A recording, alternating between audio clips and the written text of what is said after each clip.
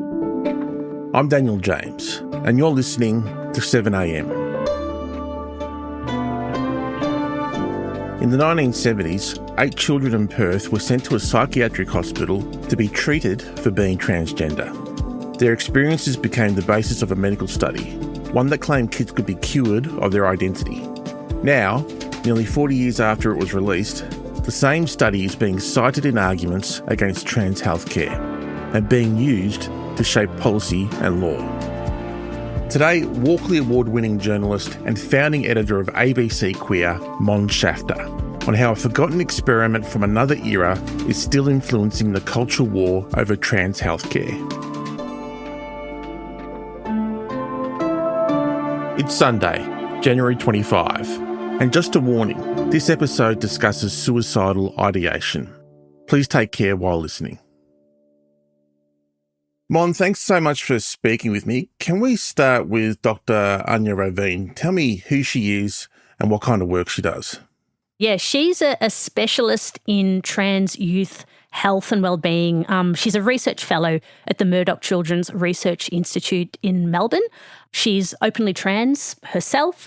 Previously, she worked as a genetic pathologist at the Children's Hospital at Westmead in Sydney, which has an adolescent gender clinic. And from working there, she became aware of the fierce culture war about trans youth healthcare, how particular studies have been picked up and weaponised by the anti-trans movement. One of the papers I came across was an old paper from 38 years ago, published in Australia, and it's become prominent again. One study in particular from 1987 was from a time where being transgender was seen as a mental illness, compared to today where we see being trans as part of the natural expression of human diversity. But it hasn't always been viewed that way. So can you tell me more about that 1987 study and how it was actually conducted? The study I've been looking at was published in the Medical Journal of Australia in 1987, and it's based on information that was gathered at a state-funded psychiatric hospital in Perth between 1975 and 1980. They were referred to as gender-disordered children. It's implicit that they were expecting gender identity to return to what was expected.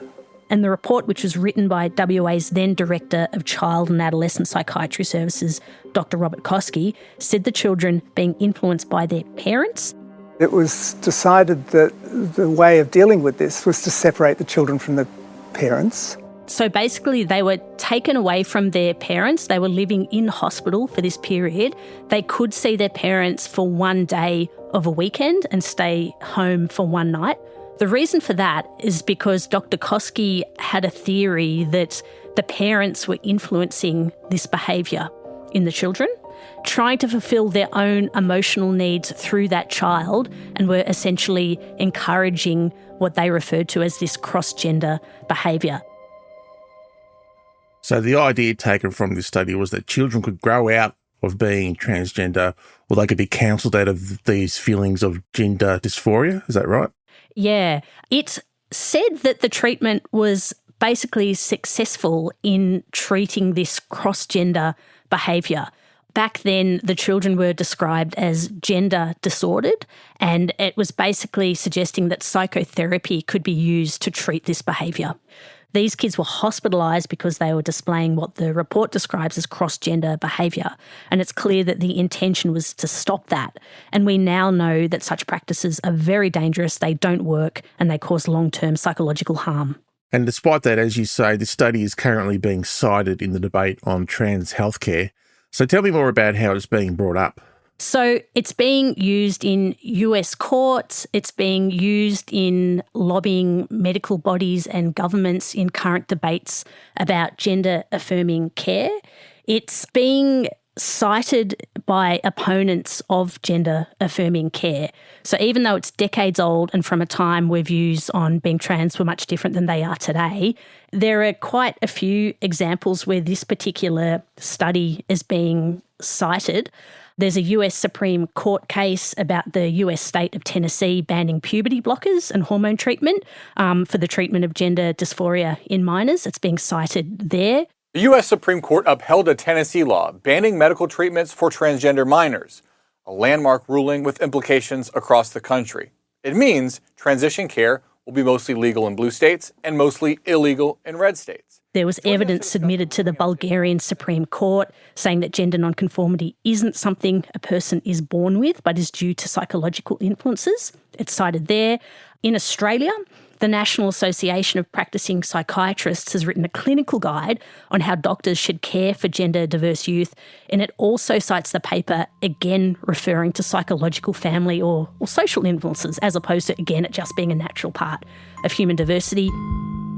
The National Association of Practising Psychiatrists, we've put out a guide that says people, and particularly the doctors, need to look into this much, much more closely and identify what other things are behind the presentation of the child. Now, sometimes it'll mean that the child... Back in 2019 in Australia, Professor John Whitehall, who's a professor of paediatric and child health from the Western Sydney Uni, he referred to the paper in a letter to the then Health Minister, Greg Hunt, requesting a parliamentary inquiry into gender-affirming care. So this is really being used in present-day setting.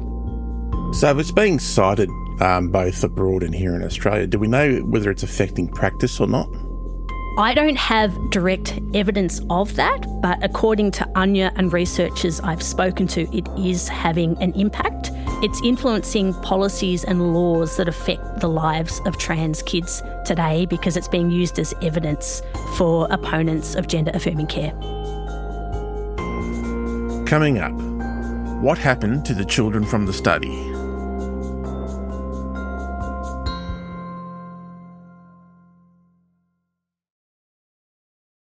Mon, you've been looking into the Koski study, which is widely cited when people are arguing against gender-affirming care for young people.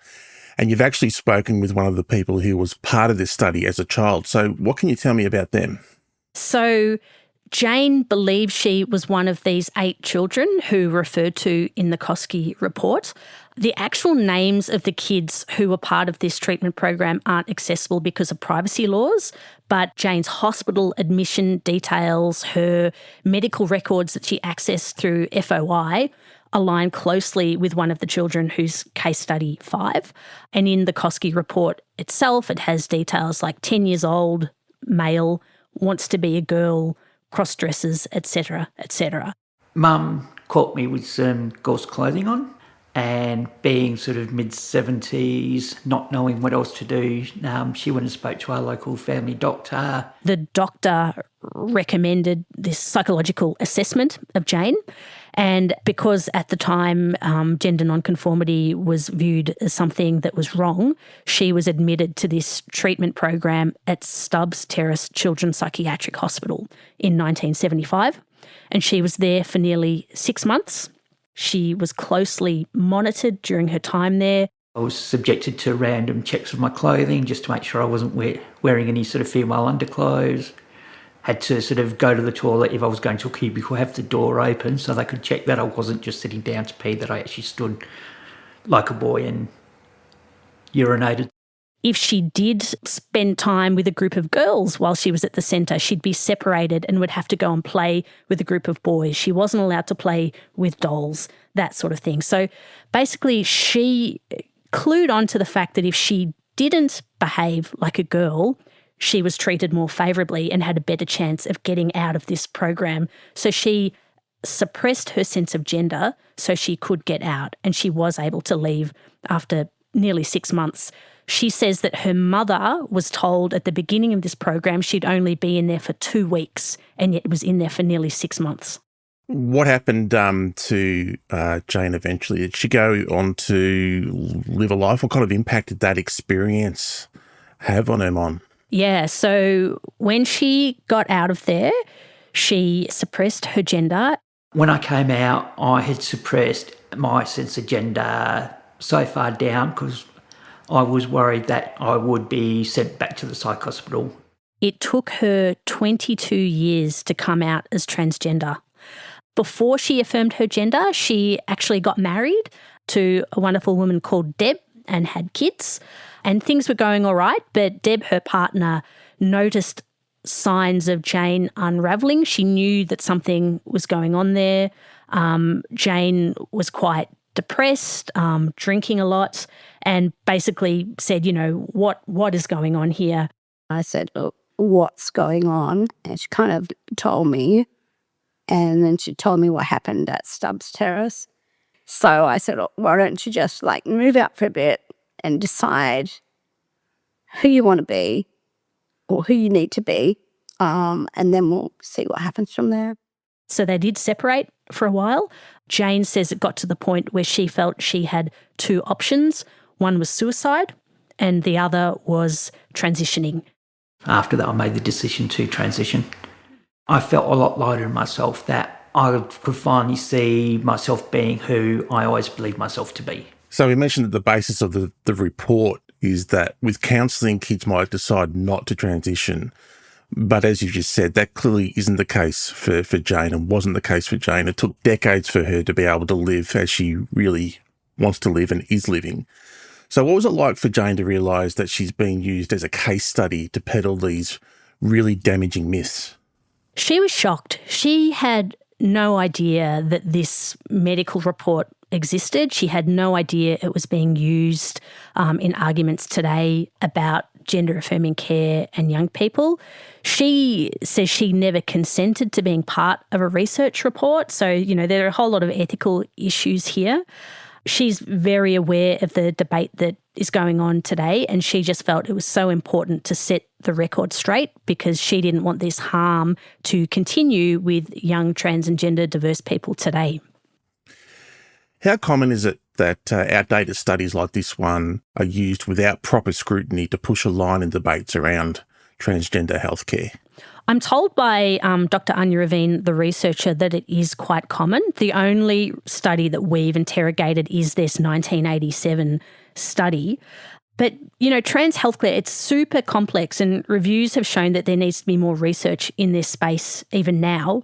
But the current evidence base and expert consensus internationally recommends the gender-affirming model. So supporting a trans or gender-diverse young person to live as the gender that they identify with.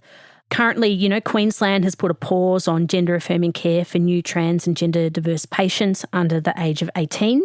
And in response to this, the federal government is conducting a national review of trans healthcare guidelines for young people, and the aim of that is to develop new national standards. And then there was a recent review in New South Wales based on the gender program at the Westmead Children's Hospital, and that found that puberty suppression treatments are safe, but it also called for more long-term research. And finally, Mon, what can you tell us about what life is like for Jayne now? She's really happy. She and Deb got back together. They're still together now after nearly 40 years. They got remarried in 2019, and Deb tells the story of how it was beautiful because Jayne got to be the bride as well, and it was a really special time for them. Jayne's outer shell was different, but intrinsically she was still the same person. And it was really nice for her to be able to be a bride as well. I absolutely feel good in my skin now. I know who I am. I'm Jayne. That is it. If you don't like me, you don't like me. If you do like me, you do like me. But this is who I am. They've got 3 kids, they've got grandkids, they live a happy life. Prior to discovering the existence of this report, she didn't want to think about her time at Stubbs Terrace because it was triggering. There was a lot of, scars and hurt there from that time. But given that this debate is raging today, it was so important for her to set the record straight. So that's why she's revisited this. Currently, conversion practices are illegal in most parts of the country. They were banned in Victoria, Queensland, the ACT, South Australia and New South Wales, but they are still legal in WA. The government there committed to change back in 2022, but it hasn't happened yet, and advocates are demanding that they introduce that legislation now. So that's also part of the reason why Jayne has told her story. Well, Mon, thank you for your reporting on this, and thank you so much for coming on the show. Oh, my pleasure. Thanks for having me. You can read Mon's full report on the ABC website and watch her TV story for 7:30 on iView.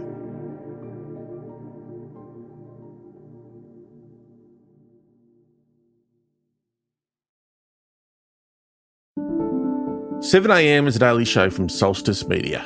is made by Atticus Bastow, Ariel Richards, Chris Dengate, Daniel James, Crystal Colour, Nicole Johnston, Sarah McVie, Travis Evans and Zoltan Fetcho. Ruby Jones is on secondment and she'll be back at the end of March. Our theme music is by Ned Beckley and Josh Hogan of Envelope Audio. This has been 7am. Thanks for listening.